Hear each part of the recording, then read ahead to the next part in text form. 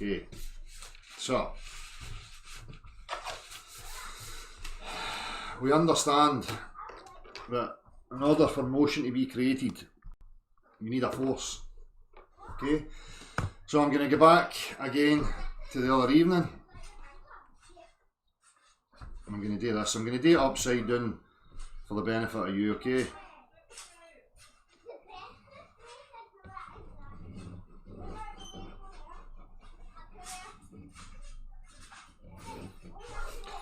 So, just, bear with me. This is going to be a three-dimensional object, okay?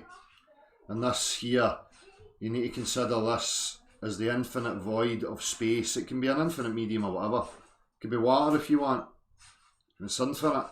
It's an infinite void. We'll go with the heliocentrics claim of an infinite void, okay?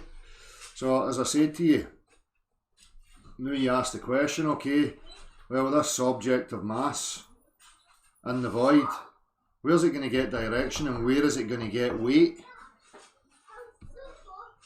You need a force coming into contact with it. Okay? So that force for me would be, obviously, we need motion, we need applied pressure. This is the mechanics of your reality. So something has to come into contact with it. We'll say it comes in this direction. We'll say it's a square. Doesn't matter what it is. Doesn't matter what it is. We're not talking about that right now, about what the actual cause is. We're talking about the mechanics of motion, right? And taking it from the heliocentric claims, right? So, we then have this accelerating. Say it's gone 9.8 meters per second squared, if you like. It then comes into contact with this and accelerates it in the same direction. So now this has acceleration.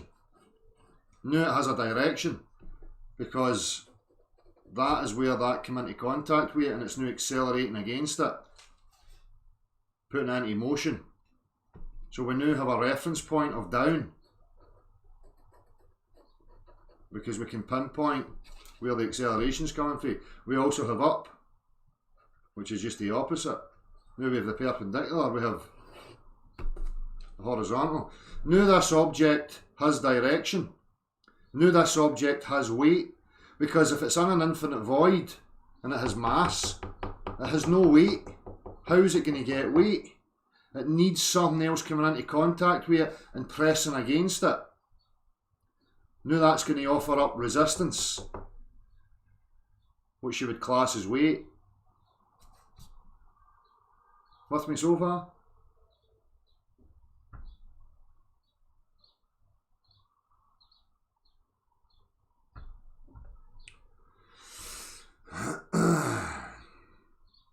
Yeah, well, they talk about force and they talk about objects in motion. Okay? The force, motion to be created, it's a fundamental fact. A pressure has to be applied. You have to push something. If you're in an infinite void and you have a mass with no direction and no weight, you need something coming into contact with it to put it into motion. Then you've got direction, then you have weight. Are we all with me so far?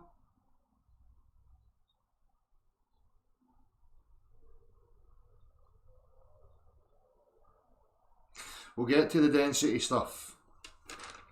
So, let's go again. Same scenario, we're back to the infinite void. You're going to make this a three-dimensional object, okay? Wait. Nothing in here. Nothing in here. But now what I'm going to do in here is I'm going to inject gas into it. I'm going to have air in here. So we'll do the conspiracy cats thing. We've got air. We can have liquid. We can have whatever we want in here. Right, remember, you're looking at this. I'm looking at it upside down. Okay? Everybody okay? So, again, the object has no weight. The object has no direction. Neither does its contents right now. The air that I have in there. I've got a mixture of air. And I can have liquid in there if I want as well. but it has no direction. It has no weight to it. So again, I need to apply an accelerating force to come into contact with it, pushing against it. Okay, we'll say 9.8 meters per second squared. Now it has that direction. Right?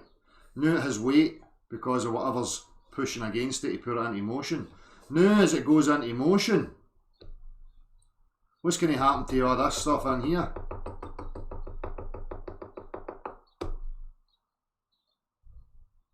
This is going to accelerate forward and it's going to compress the gas to here. And it's going to compress the liquid to here, to the base, the perpendicular to where the contact of force or pressure is. With me so far?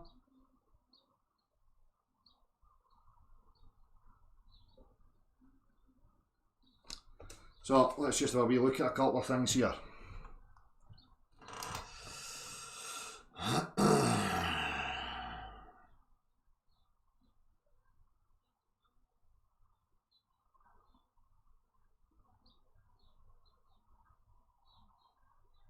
Right, never mind all that shite. So let me just find something here.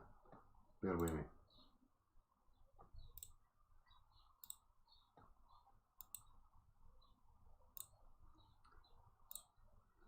Get to him in a minute.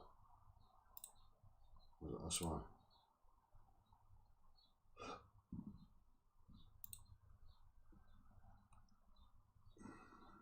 Just bear with me, I find the thing I'm looking for here. Hold on. What the fuck is it?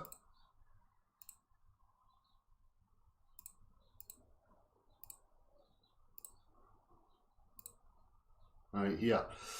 So let's just have a wee watch at this just quick.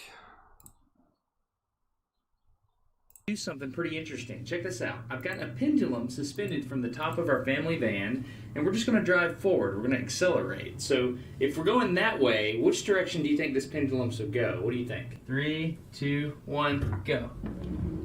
Yes. Which way is it going? My way. So right away here in this scenario, you can see that the suspended object, the pendulum, the acceleration, the direction of the motion dictates where down's going to be to it. Okay? That's right. It's because I'm accelerating, right? Does that make sense to you guys? Yes, sir. Okay, Yes, sir. very good. I was hoping it would make sense. So we're going to change it up just a little bit. Okay, so now what I'm going to do is I'm going to replace this pendulum with a balloon. We should see the same thing, right? Let me cut this off. So what we're going to do is we're going to accelerate that way. So we have the mass of the balloon and the acceleration, so that should net in a force, and we'll have to react with this string, right? You guys ready? Yes, sir. 3, 2, 1, go. Go. Wait a second. What just happened? I don't know, what happens when I stop? The balloon goes backwards when I stop. What's happening? It's going the same. 3, 2, 1, go. There it is, it's coming right at me. Why is it doing that? Do you want to know? Yeah. I brought something to show you. You remember I told you I was going to bring this jar earlier? Remember that? So it's like this. Imagine this entire van is just like this jar. And all the air inside this van is just like the water in the jar. Does that make sense? So let's imagine that the balloon is this bubble on top. Because the helium in the balloon is lighter than air, right? So that causes it to do what? Go up. Go up, that's right. So if I've got this air that's just like it, what happens if I move the jar that way? All that water sloshes to the back. And when that water sloshes back this way, which direction The denser medium. does the bubble go? You see that? So the air bubble moves in the direction of acceleration. Does that make sense? I know you're 5, but I think you can get this. Okay, so I've got my seatbelt on. If I drive forward real fast right now, which direction is the balloon going to go? Forward. Why will it go forward? Because all the air is splashing back. That's right. Very good. Watch this. Look at that. You see that? So you know what that means, don't you?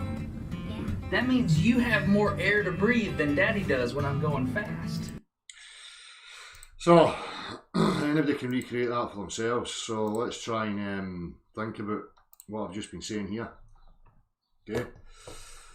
So again, as I was saying, in the void we have an object, three-dimensional object, with an empty space in between, and we have air and we have liquid and we have all sorts in here. So the denser medium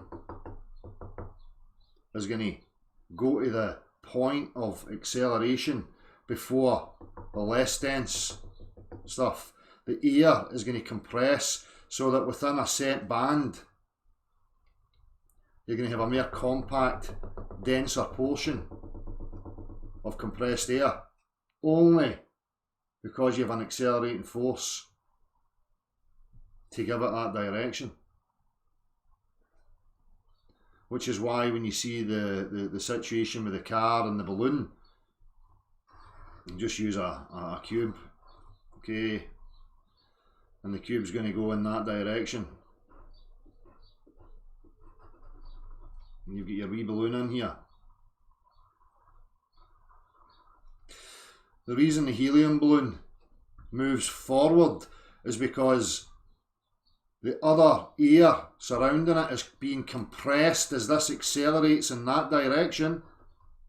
That air is compressing to this back portion here, where it would be more dense.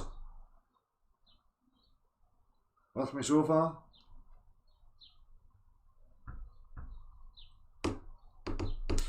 I need a smoke. So I'm just going to take my time getting through this. I'm not under any rush to satisfy anybody.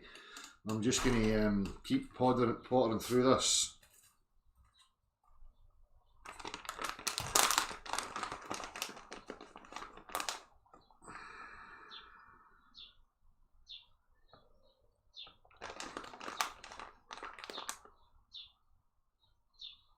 Never mind Channel Q, it's just another fucking troll. It doesn't want people to understand or question their reality.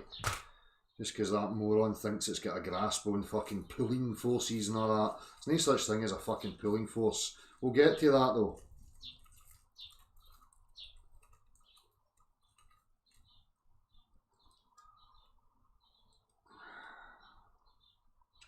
Just a break until I roll it.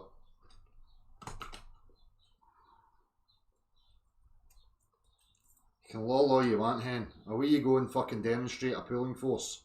Hurry up. You can't, because it's fucking impossible.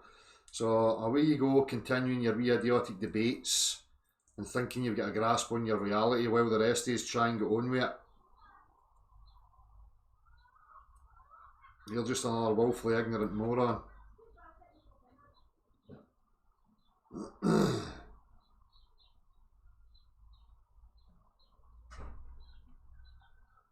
That's it, Pale Horse FPV. It's the shift, the accelerating force is going to shift. That's why when you go to the fairground and you don't have something that's going in a linear straight line fashion, right? If you get something that's doing a curve, right? So like, I don't know, they'll always tell the bigger person to sit in the outward position or wherever the force is going to be shifted to. Because obviously the heavier you are, the denser, the more mass you are, you're going to crush the smaller, less dense mass that's on the inside of you. So, anywho, to make this point again, let me just have a wee look at something else here.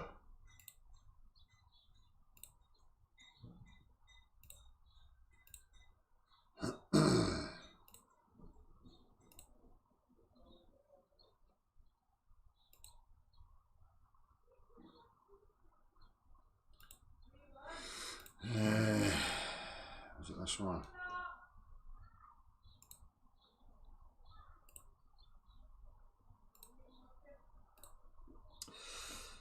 So, a very different type of scenario, the same principle. Hang on, if I share this. We'll see this in a wee second. You can test this for yourself as well. You can also test it on an inclined plane, which I'll demonstrate very shortly. So we've got a vessel, and we've got water in it. and obviously we know that the water is parallel to the earth, okay? A horizontal plane. Now, as we start to accelerate in a linear fashion, we'll go in this direction. What happens to the water? Just as I've just described in the void with the scenario and direction, the accelerating force, okay, causes what to happen?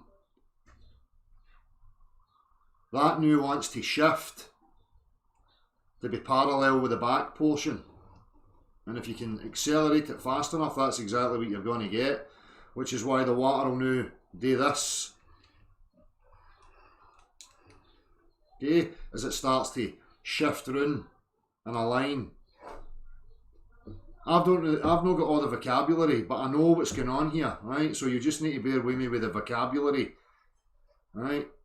But that's not what's important. It's understanding the physicality. So as we accelerate linear, we get this happening, and it wants to shift round and be parallel with the back wall, because that's now up and that's now down. Okay, let's just have a wee look.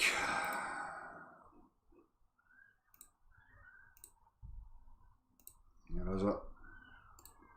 It decelerates at 5 meters per second. So if you think of that, so it's bunching up at the height. Yeah, so you'll get the opposite. Obviously, you're accelerating in this direction, and you're getting this happening. Now, as you brake, it's going to go the opposite way. Well, let's look for the one with the incline plane. I don't need this one right now. So here we can see the very same thing is going to happen. Alright, so at rest we know that the base here is the level, okay, the straight line at the bottom here. This angle, this incline that the cart's on, the shape of the cart doesn't matter, the shape of the cart really. The water line is always going to be parallel with the earth, okay, that's just what happens. So probably because for me the earth is accelerating in that direction. This upwards thing, I'll talk about that in a wee minute, okay. So even on an incline, they're talking here about 4 meters per second. They're talking about an accelerating, going up the incline, okay. Now, look again. Look at where it's starting to shift. It wants to shift so that its new direction of up is in that direction the acceleration force is pushing it into, okay. So if you pushed it with enough acceleration, the water would shift round and be parallel with the back wall, perpendicular to the point of acceleration. I think that's the right word, perpendicular, and don't quote me on that. As I say, I'm not the best with the lingo, but I know what it is I'm trying to say, and I'm sure many other people do, okay. So you can see these things in play. And horizontal acceleration, because it's going up a slope, there is a component in the X direction, or in our case Y direction, and in the Z direction. Yeah. You can see it here.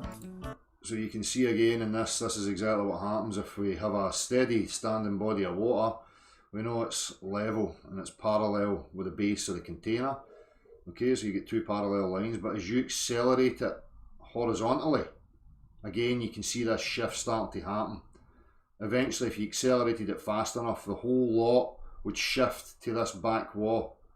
So it's the acceleration that denotes direction. Okay, and again in this scenario, if we sealed that and we had different air, different gases, different particles, different densities in here, as that accelerates, they would all separate into their relative density. And for me, that's what's given things the relative density, because there's an accelerating force pushing against them. Not a pulling force, because it doesn't exist. Again, this is where the heliocentrists have hijacked this notion of 9.8 meters per second squared as a pulling force. Reverse it.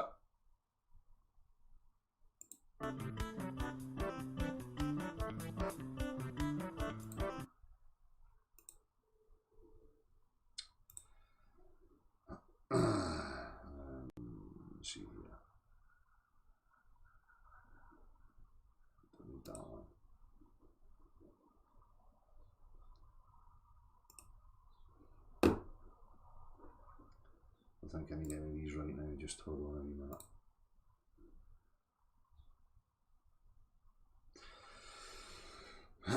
Consider a uniformly horizontally accelerated tube of water.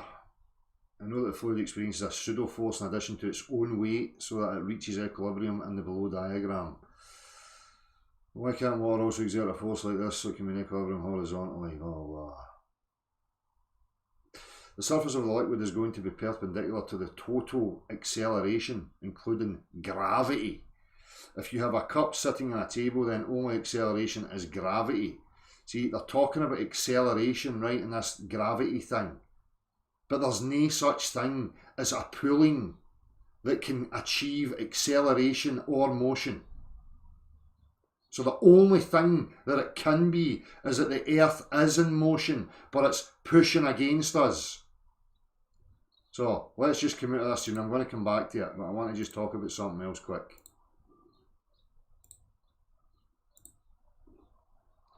Right. So when I use the example of this, I'll do it like this for you. When I use the example of this, remember you're looking at this properly, I'm looking at it upside down. Shit, where was I going with that now? Forget. Aye, sorry. Right. So when this stuff's talked about and they say the Earth's accelerating upwards, right? But that would be to us, we stick peoples in here. Right? So to us, if this was, the postulation was correct, the Earth's moving upwards in relation to us. But as me as an outside observer from a different reference frame, that force could be applied there and it could be going linear to me. So as I'm looking at it, you know, I could see it going that way. But to you, the point of acceleration is always your reference for down and your reference for up and the horizontal. But to outside that reference frame, you could be going in any direction to me as an outside observer. I could even be doing a slight like that, as long as I've got the constant acceleration, the momentum, something accelerating, constantly pushing against it, we could have slight arcs. So when they say this moving upwards, that's only relative to us as the people who are on it or within it. So even when you look at this, as I say, this makes sense then that things are compressing. Okay, why water's always horizontal and plane on the perpendicular at the point of acceleration.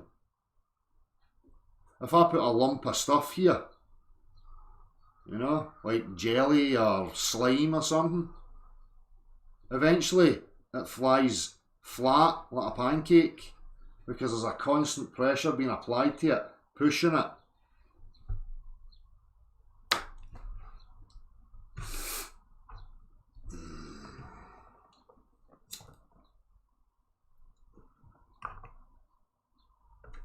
So the reason you end up at this is because this notion of pull is totally preposterous. Totally and utterly preposterous. Let me just here.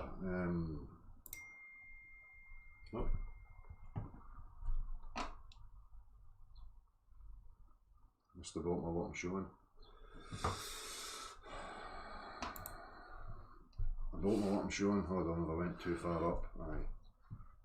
So, as I was saying, for anybody that missed it, if you couldn't see it, you know what I'm saying is this up, this notion that the Earth's moving upwards in relation to the people on it or within it is only within that reference frame, because your point of acceleration denotes you're down and you're up. Okay. But if you're outside the reference frame, looking at it, you can be going in any direction, as long as the accelerating force is still there and still applied.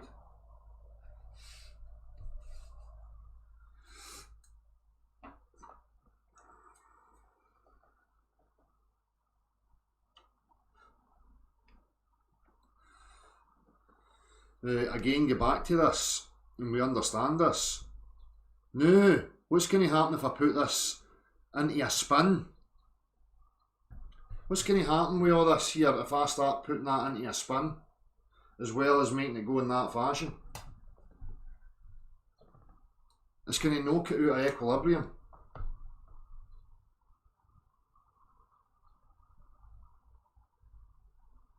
You can't just say things are spinning, things are in motion, and things are spinning and things are being pulled to the centre.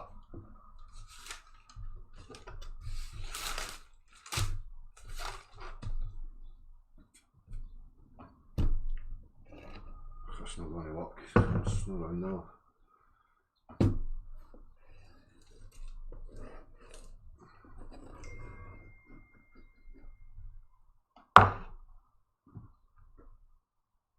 Right.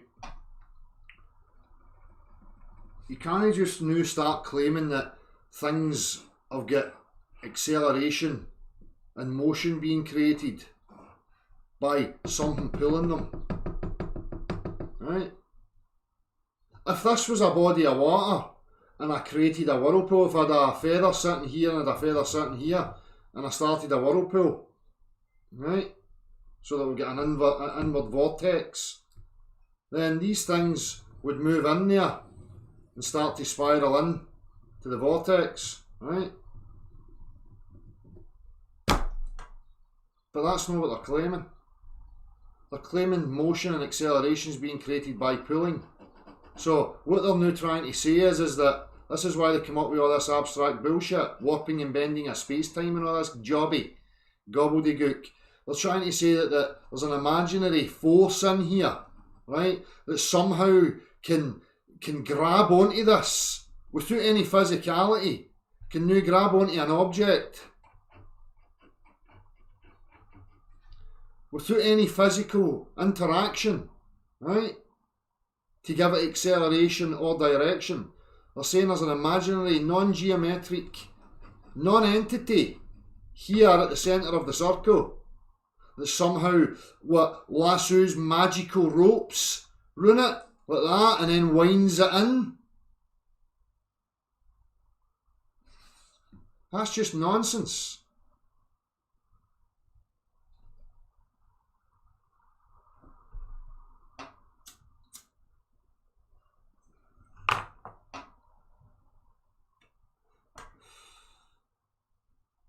Well, the rotation wouldn't work. Again, you've got to go back, you've got to strip their nonsense back. You've got to go back to a void. Okay, alright, so let's try it again. Let's try their nonsense, right? We'll put an object in the void.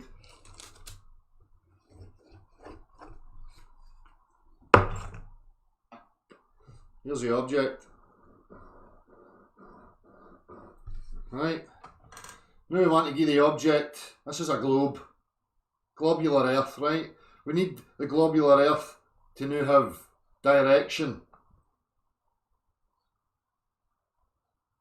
You can't just invoke shit and say it's pulling like a magnet, but it's not a magnet. Nah.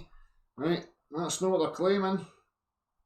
So how does this get direction? Okay, right, let's see. Well, we bring in something that gives it an accelerating, something with an accelerative force, right? So it's now going in that direction. Okay, so now there's up. Right, and there's a perpendicular. Now we're going to put it into a spin.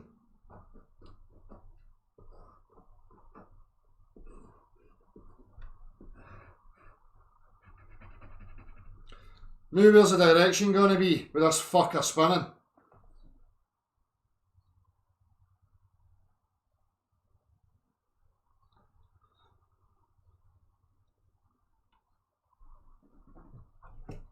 Another channel Q, all you heliocentrics fucking draw circles to represent your globe. And I'm just using it as a visual representation to highlight the utter stupidity. How is this going to work? The only reason that they think they can get it to work is by invoking this shit that pulls things. Get an object up here. You can't accelerate an object without something pressing against it. So you can't have this here with invisible lassos, woo, wrapped around it and winding it in. Because that's exactly what you would need.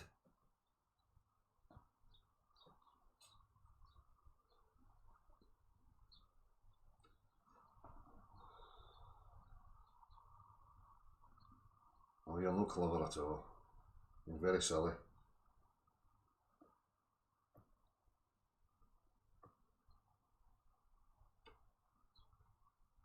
A magnet pulls objects all the time, does it? So you know what magnetism is.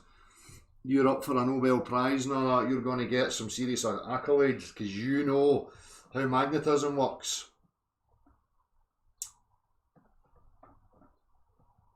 You can't use magnetism because you're not claiming it's magnetic attractions and all that stuff. You're calling it gravity.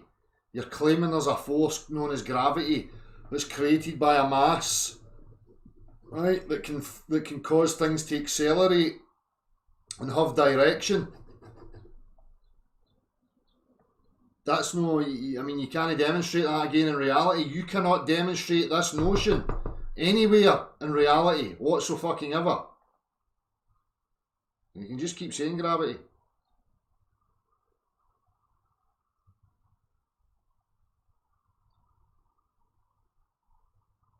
How does it debunk it? DQ, you can't just say that. How does it debunk it? How does dust debunk that?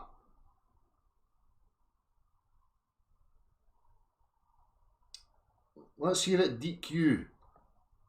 Dandelion seeds somehow debunk this.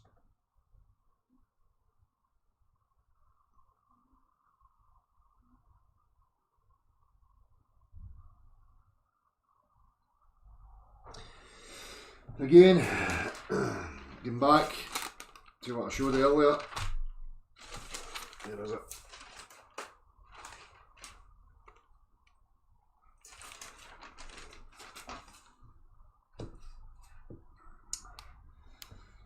As I was shown in the example of the accelerating car and why the balloon goes to the front of the car as it accelerates when the pendulum goes to the back, because the pendulum has more density to it. Okay? That's where density comes into play, because of an accelerating force that gives things direction and gives weight to stuff. Okay? So in the case of the car,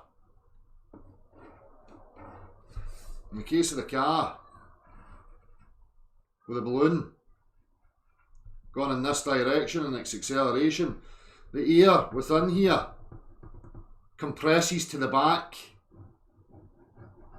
so you've now got a dense portion of air. The helium's lighter, so the helium gets propelled forward.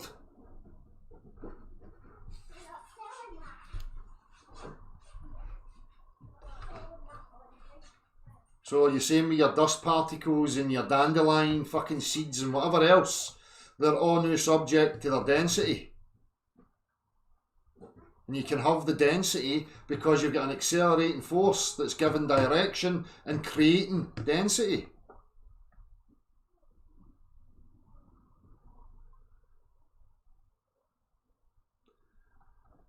They can't get away with this gravity nonsense anymore. They can't try to use gravity as an accelerating force. It flies in the face of mechanical, objective reality. I'm going to keep repeating this. Acceleration and motion can only be achieved by applying a pressure onto an object.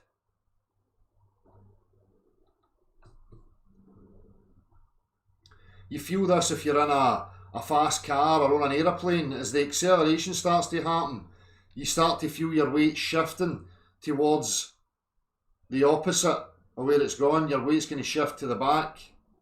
Now if that accelerated fast enough, that would now be your reference of down, and that would be your reference of up.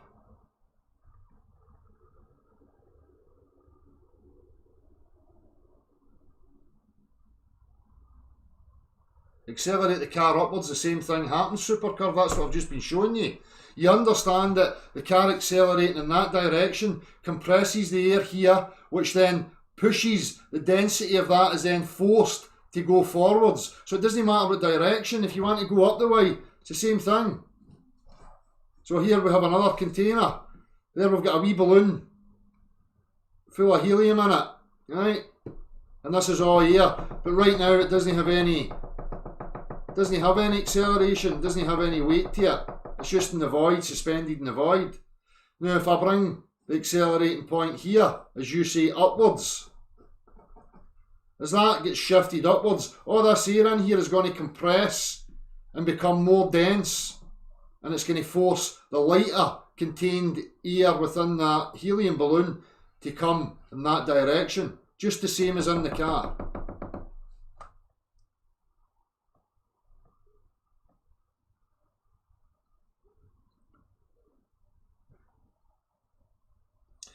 Accelerate the car upwards, the rate doubles. No until once you've reached uniform motion. If there's a continual increase of acceleration, you're going to get an increase in apparent weight. Just like in an elevator, standing in an elevator, as the elevator starts to move, you'll get an initial increase in your weight. And then it's going to reach uniform motion. And your weight's going to come back to its equilibrium again. You're on the Earth. The Earth is in uniform motion. That's why when you're a child, you're splayed out on your back the majority of the time. And you have to build a skeletal frame and muscle fibre so that you can then start to overcome the force of the accelerating coming at you.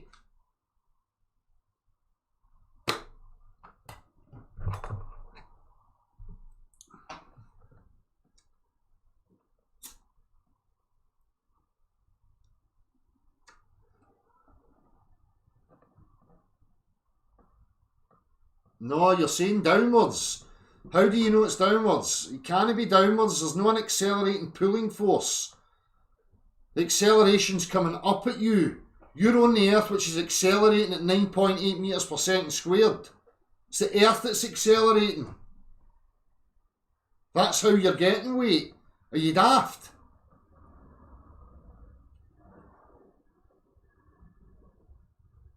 Or are you going to say, oh, it's gravity? And it's just the dense material that's resisting you from going to the centre of my non-geometric, non-entity force, and that's what's giving you your weight. That's total and utter bullshit.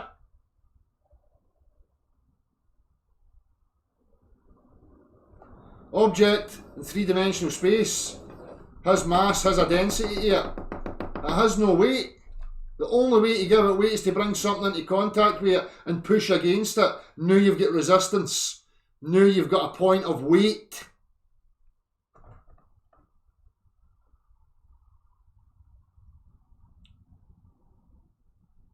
Horizontal and vertical don't work the same, it must be different. I don't know what you're talking about. You'll need to give me practical examples to reference so that we can have a look at it.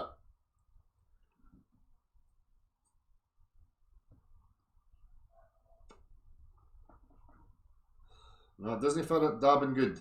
But the density thing in the helium balloon fits this. As just demonstrated, anybody can try that with their car. Get a helium balloon, put it in your car. As you accelerate the car, it's going to go in the direction of you, what you're moving in, because the air is going to compress to the back wall of the car. It now has more density, which is going to shift that forward.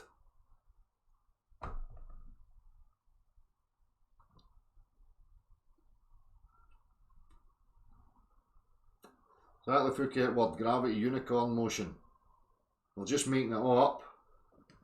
It's to disguise, for me, it's to disguise the fact of what's actually going on and why there was so much propaganda surrounding this here, of this, you know, upwards acceleration. Again, upwards, I'm using upwards in regards to, you know, relative to us being a part of it. Out with the reference frame of the Earth, it could be gone in any direction.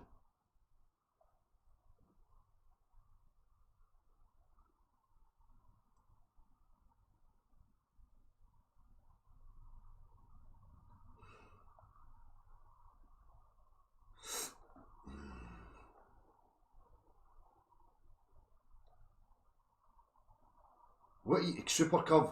You need to be specific. What are you talking about? You've already mentioned that accelerating car sorts gravity. Change the axis and the effect doubles or cancels. What? What do you mean? Everything's already here on the Earth.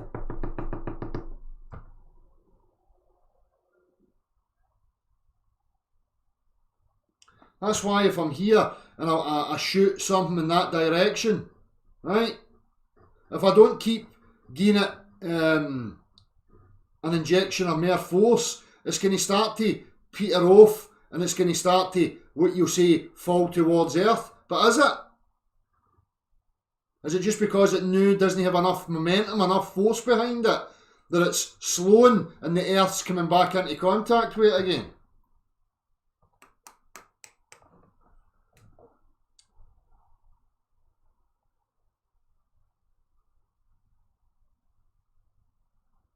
You're no weightless, you're still falling. You're still falling. The aircraft that you're in doing that is more dense than you are.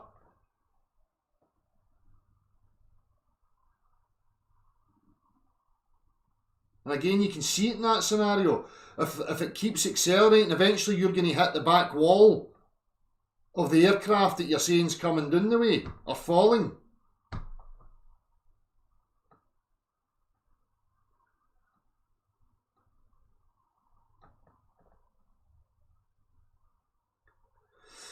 Emerald Rider, what I'm showing here is I'm going through the aspects and the mechanics of reality. What we understand and know is, you know, how to get an object in motion. You need a force. That force has to be an acceleration.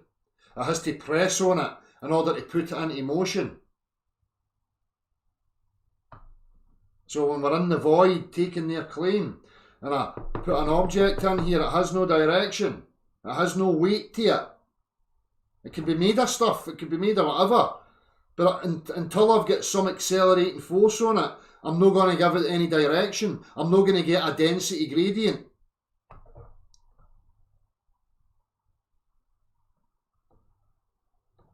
So when we look at objective reality and we look at the mechanics of our reality,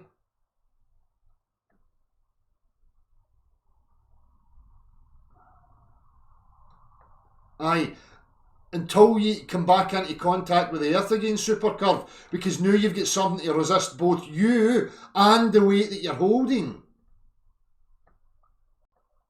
See, this cannot just be flipped. The heliocentric wants to say pulling you inwards. You can just flip it and say, well, the Earth's accelerating at 9.8 metres per second squared. Anybody can just make that claim. This one has more merit to it because it backs up the laws of motion and the mechanics of our actual reality. This can be demonstrated. Pulling forces and pulling stuff to the centre of objects cannot be demonstrated in any way, shape or form. You cannot demonstrate acceleration or a force known as pull. So that's a fact. So we know that acceleration and motion is created by a force of acceleration. So we have direction, things have density. What does that suggest to you? Oh, just throw all the mechanics of reality out, throw it all out again, because the heliocentrics just get a buy. They can just invoke pulling forces and think they can get away with it. No, I don't fucking think so. That's not how it works with me.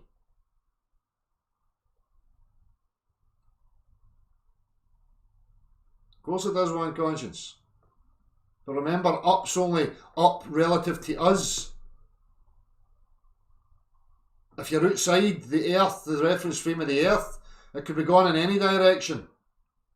As long as you've got that uniform acceleration, push, keeping it in motion.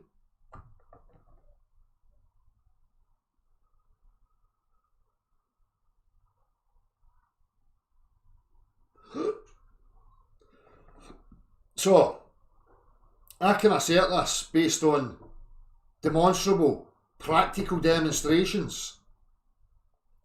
Now I ask the heliocentrists, demonstrate motion, acceleration, weight being given to any object and having a direction by way of pulling it. And I mean pull as a force, not a descriptor of the motion, the direction of the motion.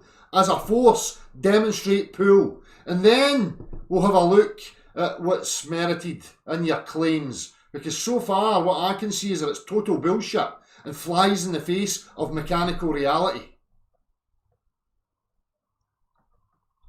Just keep saying magnets all you like, Supercurve. You're no professing gravity's a magnet, are you?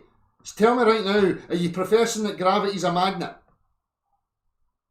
And do you know what a magnet actually is? How it's created and what the physicality is of it?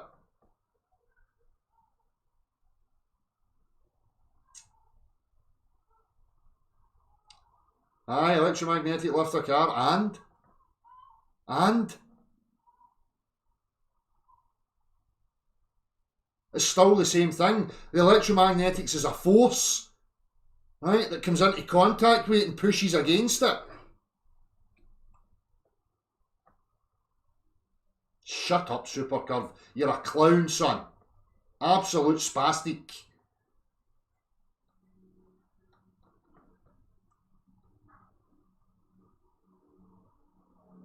Sorry, flying off. I'm missing what you're saying. I'm going to stop getting the clown's attention and see what it is you're saying. The surface of a spinning sphere performing a helical motion within absolute space. The vector's direction would change all the time. Exactly, mate. Exactly. As I was pointing at, we understand these principles. Now put it into a spin and it all just goes to fuck. That's why they need to invoke magic. Nonsensical mathematical drivel. To combat actual mechanical physical reality. To make it fit their wee narrative.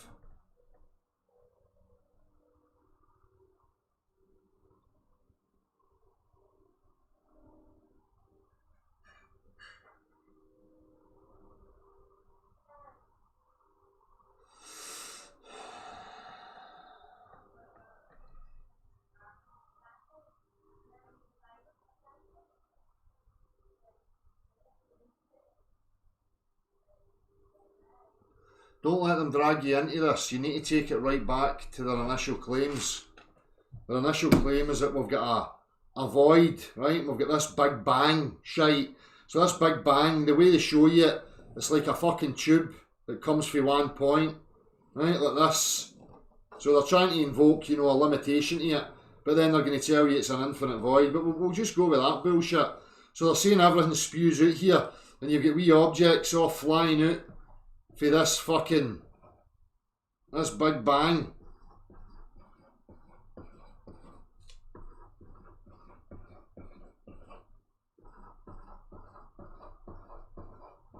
Right, stuff all flying out the way.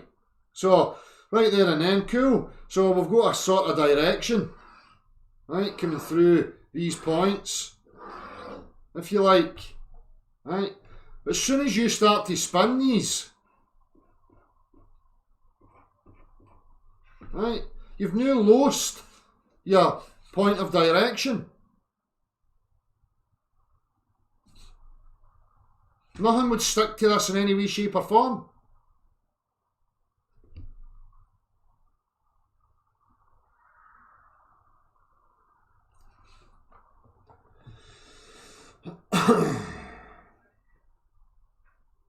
It's just all nonsense.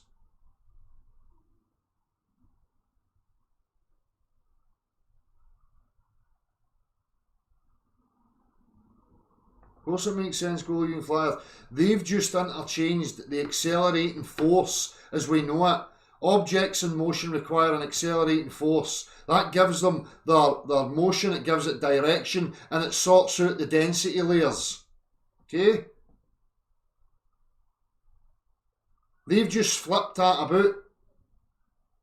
Says we're in a spin, we're on a sphere that's spinning, and there's a point at the centre that's not a geometric stuff. It's just a nonsense abstract notion that somehow lassos itself around stuff and pulls it inwards. And they're calling that gravity accelerates things at 9.8 metres per second squared. No, show me anywhere in practical reality where you can accelerate something with a pull. The force known as pull is there going to assert. You'll never find it. It doesn't exist.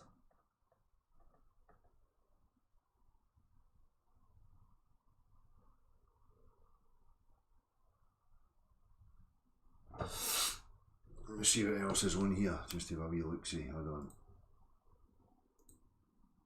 So with this guy, I was going to give this guy a ribbon, but to be honest with you, I'm just past this shite now.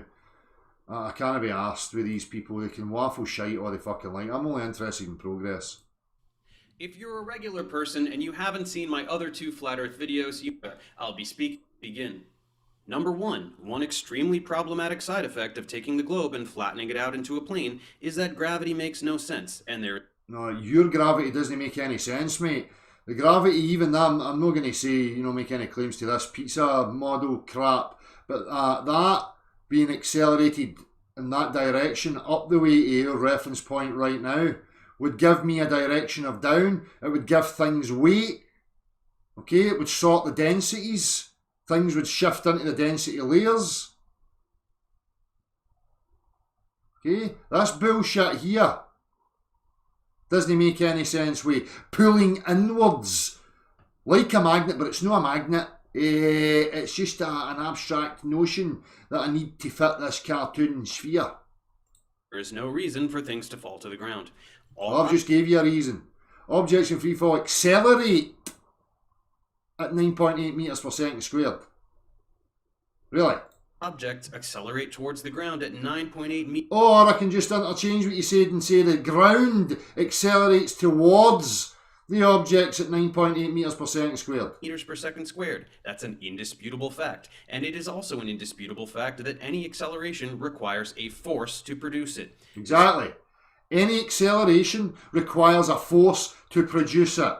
Now that force in everybody's reality that can be demonstrated 100% of the time is applied pressure, a push. This is how cars drive, planes fly, people walk, cats jump. So this is where guys like him are missing, right? He understands the physicality of what's required to make you walk. You need to push against something. The whole aspect, the mechanical aspects of your being is push. Your feet come into contact with the earth, you get friction, and you press against it to propel yourself in whatever direction you want. Same is true for a car. Okay? Every aspect of the mechanics of a vehicle is push, pressure.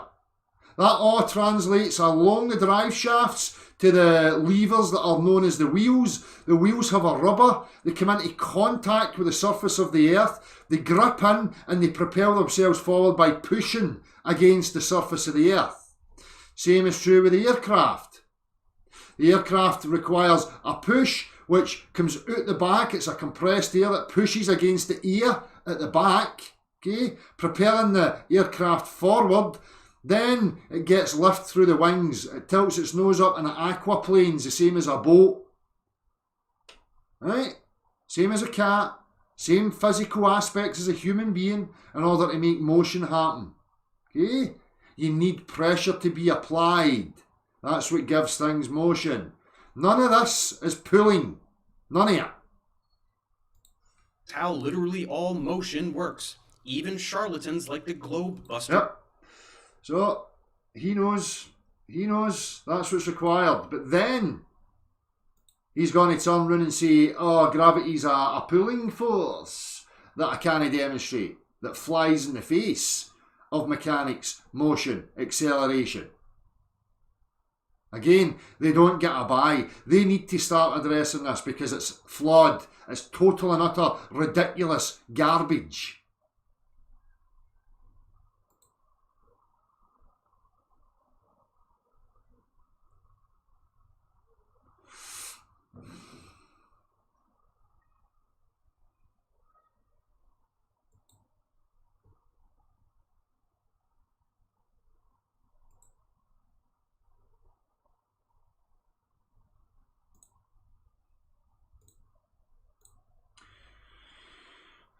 Again, you can see what I was talking about here. Acceleration in that direction. Okay, so again, if we consider that being a void, and we accelerate in that direction. That then goes perpendicular to the point, okay, to the acceleration force. Keep accelerating that, that shifts round and it's going to become parallel with that. Again, same in the opposite direction. And it doesn't matter if you put that on an incline and accelerate it, you're going to get the same. It's going to shift to be perpendicular to the accelerating force.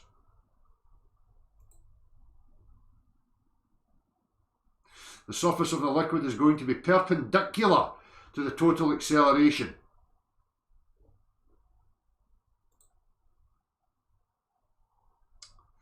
Consider a tank originally at rest and containing some liquid. We know that a liquid at rest maintains its surface level as shown in figure 1a. Now let the tank move forward towards the right side with a uniform acceleration. And you can see what starts to happen. As the tank starts moving, we find that the liquid surface does not remain level anymore, but the liquid surface falls down on the front side and rises up on the back side of the tank as shown. Static pressure on the back side and the front side due to liquid are shown in figure 1.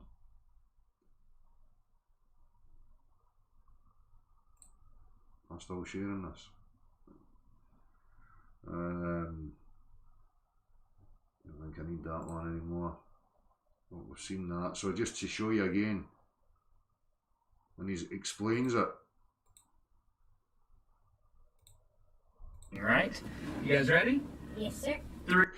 He's going to accelerate that direction. The air in there is going to shift to the back and come into contact with the back walls of the containment, and it's going to compress. Okay, it's now more dense in the back section. This is lighter. It's not as dense. So it's going to be propelled forward by the shift. 3, 2, 1, go. Wait a second. What just happened?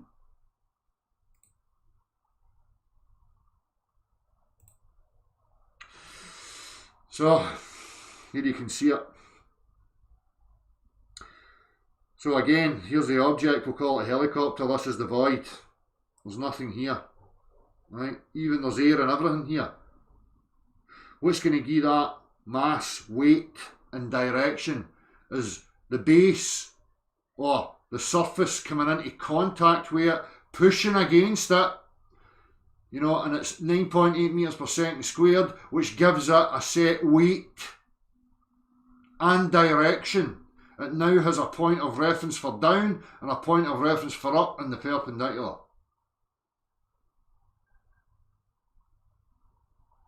Can you see it? Now it can be, you know, it's just like they use in the uniform motion of being in a train or whatever. As that's moving upwards, you only need to go 1 mile an hour.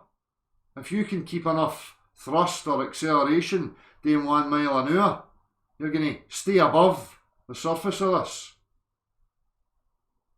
If you're doing a diagonal and you don't get enough force, eventually it's going to start to arc and come back. Well, that's what it looks like to you.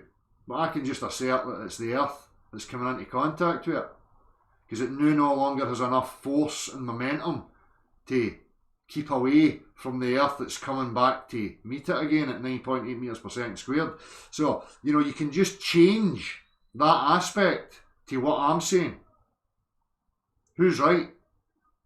What has more merit? What can be practically demonstrated? What I'm saying can be practically demonstrated. Theirs can't be. They don't get a buy. Acceleration, motion, by way of a force known as pull. Please demonstrate it to me. Don't wait to the comment. We can wait in the comment section, but you better offer me a practical demonstration of a force known as pull.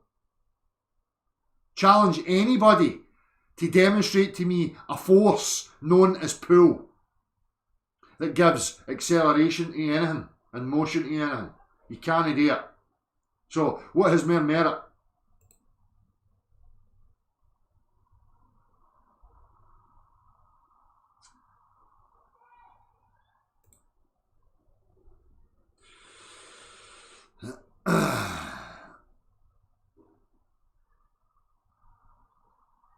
again with the air and the compression part, it's colder. When it's colder it comes down, when it's hotter it'll go up because its density is changing, just like the balloon with the accelerating car. Okay? If you change the density of that air or the gas that was inside that, you'd get a different effect. Just like you showed with the plumb bob. The plumb bob goes to the back because its density is greater than the compressed air that's being shoved to the back of the car. So it moves through it until it finds the point of contact that's going to resist it.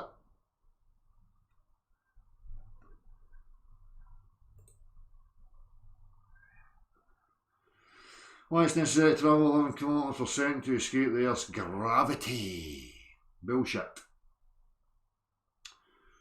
If you start less than 11 kilometers at ground level and don't get any further push, i.e. you slow down as you go up like a stone thrown into the air, you will fall to the ground again, or the ground will come and meet you. So they even accept it here. You need more push, because any motion requires push.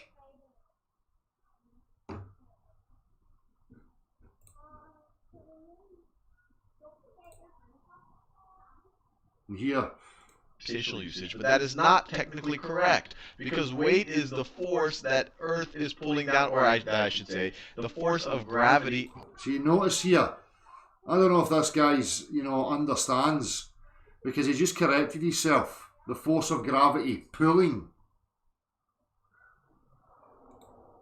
Not technically correct, because weight is the force that Earth is pulling down, or I should say, the force of gravity on my mass. Now, exactly there as he just says, the force that's acting upon the mass, right, that gives it weight.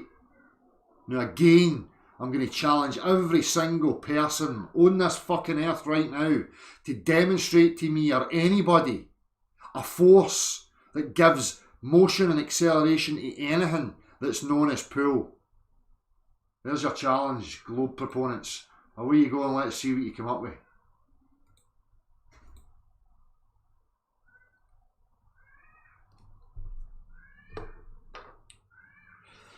Let me just see if there was anything else.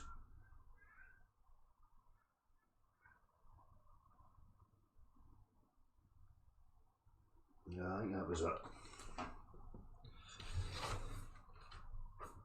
Well, there was my wee sheet of paper there I was looking for there. That doesn't matter. Right.